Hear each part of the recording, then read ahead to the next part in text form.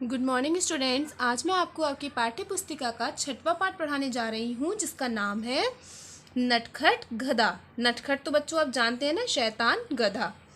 एक था गधा, धोबी का गधा। जब वह काम नहीं होता तो वह दिन भर धोबी घाट के पास वाले मैदान में घास चरता और दौड़ लगाता रहता। बच्चों धोबी के पास एक गधा था, और जब धोबी को कुछ काम नहीं होता था उस गधे से, तो जो गधा था ना, वो धोबी घाट के पास वाले मैदान में घास चरता था और दौड़ लगाता रहता था। जब उसका मन करता चीपों चीपों करने लगता, बिना कारण ही दुलत्ती झाड़ देता, मतलब दुलत्ती सी मार देता था, उछाल सी मारता था। ऐसे ही तरह तरह की नटखटिया हरकतों के कारण उसका नाम नटखट पड़ गया था।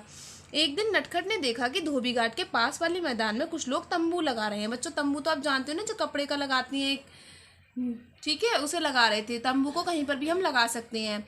उसे कुछ समझ नहीं आया कि वहाँ क्या हो रहा है। नटखट ने दो धोबियों को आपस में बात करते सुना।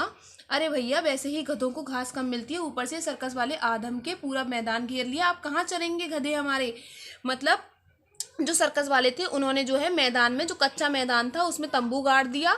और फिर जो दो धोबी थे वो आपस में बात कर रहे थे कि वैसे ही हमारे पास इतनी कम घास मिलती है गधों को चरने के लिए, अब ये कहाँ पे चरेंगे घास। ठीक है, नटखट ने सर्कस का नाम पहली बार सुना था। उसने अपनी बिरादरी के सब लोगों से पूछा सर्कस क्या होता है, किसी को नहीं मालूम था। ठीक है बच्चों, अंत में वह अपने बिरादरी में सबसे बुद्धिमान समझे जाने वाले बूढ़े गधे के पास पहुंचा। उसने भी अपनी लड़खड़ाती आवाज में कहा, पता नहीं बेटा, आज के ज़माने में रोज रोज नई नई चीज़ें निकलती हैं, कहाँ तक जानकारी रखें। तो बच्चों किसी को भी नहीं पता था गधों की बिरादरी में कि सर्कस क्या होता है। नटखट लगा चीपो चीपो करने। बच्चों वो चीपो चीपो करता था, एक साउंड सा निकालता था, एक आवाज़ सी।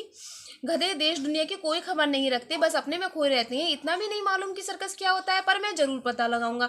ये वाली बात नटखट ने अपने आप से कही थी। अगले दिन नटखट जा पहुंचा सर्कस की पिछवाई, यानी कि पिछले वाले हिस्से में सर्कस के जा पहुंचा। सामने की गेट पर तो चौकीदार था। नटखट ने इधर उधर देखा और फिर धीरे से तंबू के एक कोने से अपना सिर अंदर घुसा दिया। बच्चों आपने देखा होगा, जो तंबू होते हैं वो कोने से खुले हुए होते हैं, उनमें से झांका जा सकता है अंदर की साइड। तो ऐसे ही नटखट ने तंबू के कोने में से अपना सिर अंदर घुसा दिया। अंदर का दृश्य देखकर उसे बड़ा मजा आया। दृश्य होता है बच्चों नजारा। स्टेज पर अजीब सी पोशाक पहने लोग घूम रहे थे। पोशाक मतलब अजीब से कपड़े पहने लोग घूम रहे थे।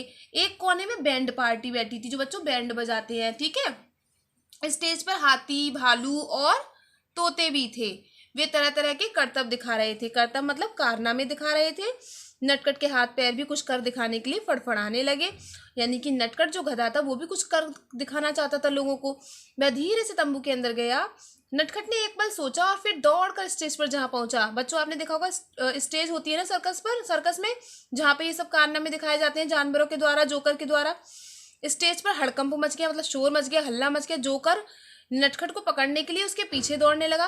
थोड़ी देर बाद नटखट का मालिक धोबी भी उसे ढूंढता ढूंढता हुआ पहुंचा। वह भी उसे पकड़ने के लिए स्टेज पर चढ़ गया। अब नटखट आगे और बाकी सब उसके पीछे। एक चक्कर, दो चक्कर, तीन चक्कर, आखिरकार जोकर थककर बैठ गए, पर धोबी दौड़ता रहा।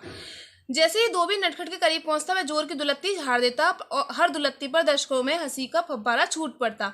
दुलत्ती मतलब पीछे से टांग उठा के वो एकदम से उछाल सी मार देता था, जैसे इसका धोबी पकड़ने आता था। और इसी चीज को दर्शक इस चीज पर हंसते थे। नटखट और धोबी की धमा चौकड़ी देखकर दर्शकों को बड़ा मजा आया। मतलब उन दोनों की जोड़ी देखकर, ये सब करतब देखकर दर्शकों को बहुत मजा आया, खासतौर से बच्चों को। उस दिन नटखट ने जैसे सर्कस के खेल में नई जान फूंक दी। लेकिन धोबी की जान में जान तब आई जब उसने नटखट को पकड़ लिया। धोबी नटखट को लगभग घसीटते हुए ले जाने लगा, लेकिन नटखट का वहां से जाने का बिल्कुल मन नहीं था। तभी सर्कस का मैनेजर स्टेज पर आ पहुंचा। मैनेजर को देखकर धोबी की गिग्गी बन गई, मतलब वो डर गया।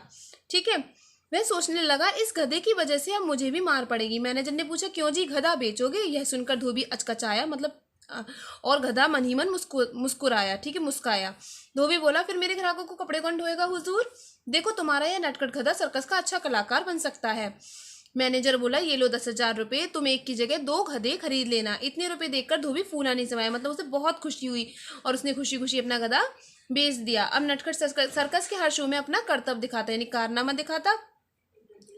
डंडे तो उसे अभी भी खाने पड़ते थे, पर नटखट को इस बात की खुशी थी कि वह धोबी के एक साधारण गधे से सबको हंसाने वाला गधा बन गया है।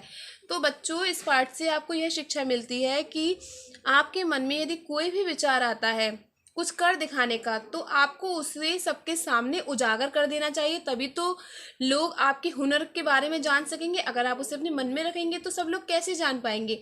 और यदि हमारे विचार अच्छे होते हैं, हमारे भाव अच्छे होते हैं, तो हमें उसका उसका अच्छा ही परिणाम मिलता है। ओके स्टूडेंट्स, धन्यवाद।